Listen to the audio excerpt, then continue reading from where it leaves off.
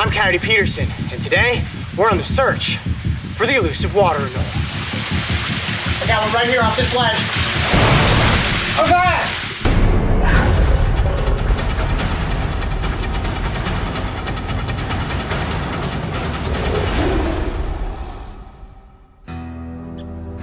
From a bird's eye view, the rainforests of Costa Rica seem to be nothing but endless treetops.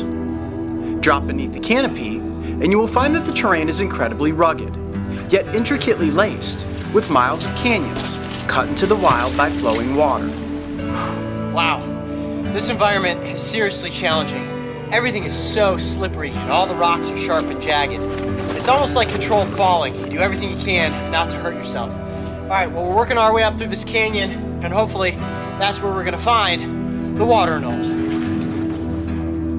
When it comes to the Osa Peninsula, the landscape is absolutely epic. And the biodiversity that thrives in this remote paradise is an animal enthusiast's dream come true.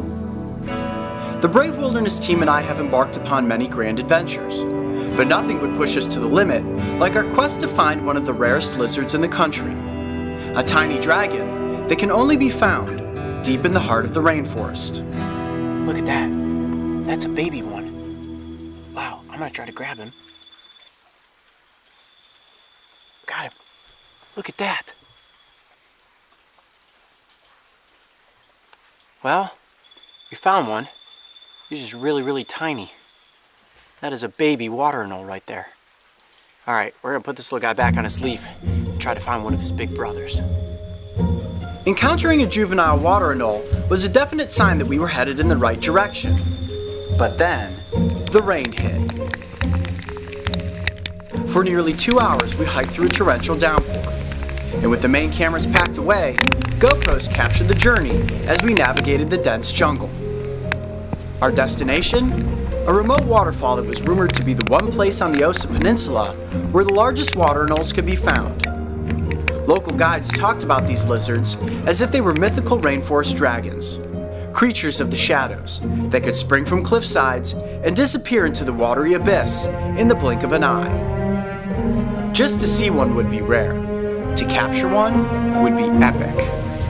In the distance, the sound of falling water echoed through the canyon, and as we rounded the bend, before I knew it, we had entered the dragon's lair.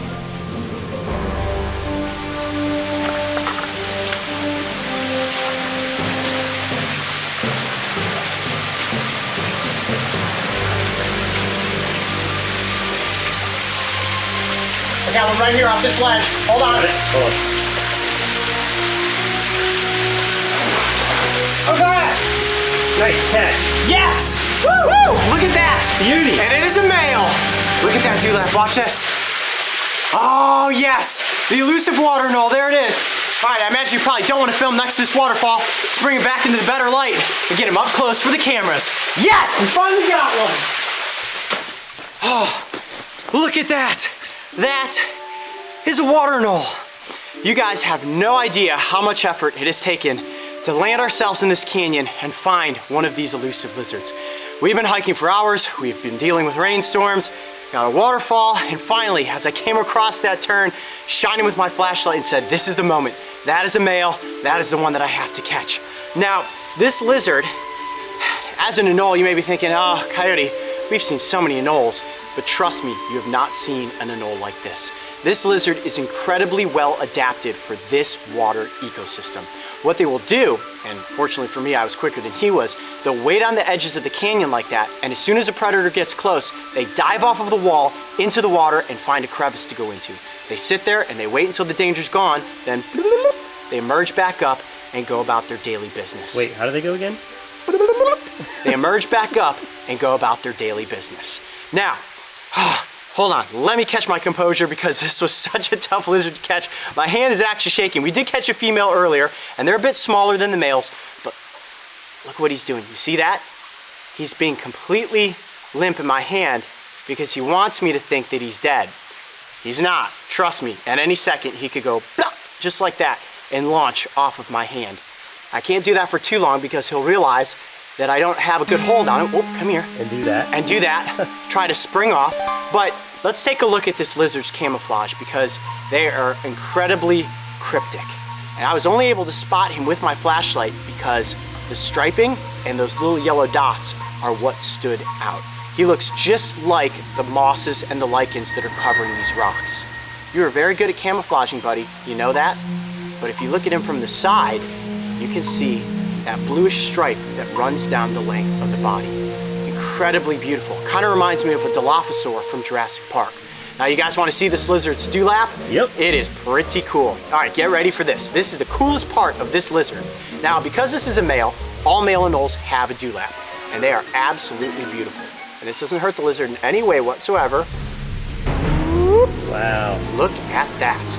Now what they use the dewlap for is to attract the ladies. So this gentleman will puff up his chest, extend out his dewlap, and then he'll bob up and down and say, "Ladies, how good looking am I?" And that he is, one handsome little fella. Now, aside from being incredibly handsome, here you go, buddy, he is also a really great hunter.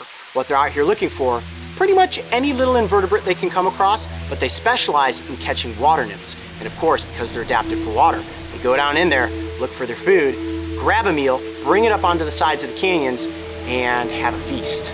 So he has a pretty limited diet in an environment like this, but as you can see, this lizard looks incredibly healthy. It's about average size for a male. The males are a slight bit bigger than the females. Yeah, I see you. I know, you're an excellent hunter, and he's a little discouraged right now because he was caught by a potential predator. Now, these lizards are really well adapted to this canyon waterfall ecosystem, and their skin is actually really hydrophobic, which means that water will beat up on it and run right off. Let me grab a handful of water and show you what that looks like. Hold on a second. Check this out. A little drips of water down on him. Look at that. You see how the water just beads up and runs right off? So he's staying dry because we're soaked. He's much drier than I am right now. I'm soaked having to go into that waterfall to catch this lizard. And right now this guy just wants to get back up onto the rocks so he can continue hunting.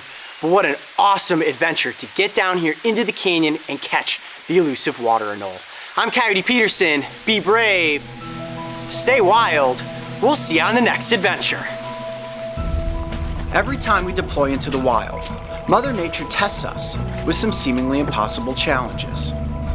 And there are certainly times where the team and I have wanted to give up, to throw in the towel and say, you know what, this episode just isn't going to happen. But this is breaking trail, so when the going gets tough, the brave wilderness team gets going. And Mother Nature always rewards hard work with something spectacular. To this day, I still can't believe that we actually caught a rainforest dragon. If you thought this adventure was epic, go back and watch our expedition that led to the capture of a beautiful yet toxic little amphibian, the poison frog. And don't forget, subscribe to join me and the crew on this season of Breaking Trail.